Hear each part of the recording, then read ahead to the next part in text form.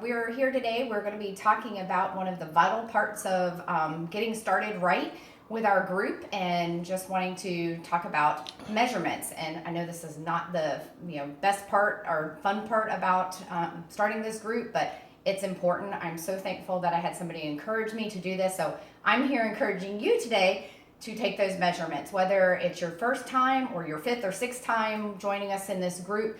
It's important to take those beginning measurements and also your progress measurements, because sometimes that scale doesn't move when we want it to. So we want to make sure that we get those measurements. So because sometimes this little thing is your best friend, your best buddy. So most of you guys got in your package one of these.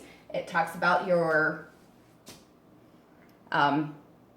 measurements and where we need to measure. So I'm going to show you guys that today. I start out first with my chest, and there's different ways to do it, but the easiest way to be most consistent is to do it right underneath the breast. Make sure that the tape measure is parallel to the ground, and take that measurement and write it down. Then we're going to move down to the waist and go right around where the belly button is and right there, and you're going to take that measurement. Then we're going to do the hips. You want to try to do the widest part of your hip. Make sure your feet are right underneath, kind of separated a little bit.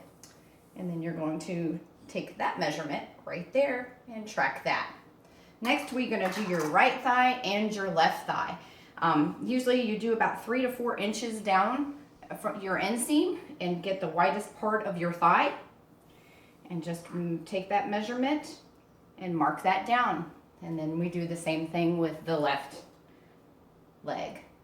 The last measurement you're going to do is on your arm. Some people like to do this. It kind of helps to use your hand as a guide under your arm and measure the widest part of your upper arm. And I'm able to do it by myself now because my son's broke my tape measure.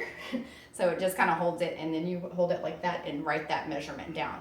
And that's how you take your body measurements.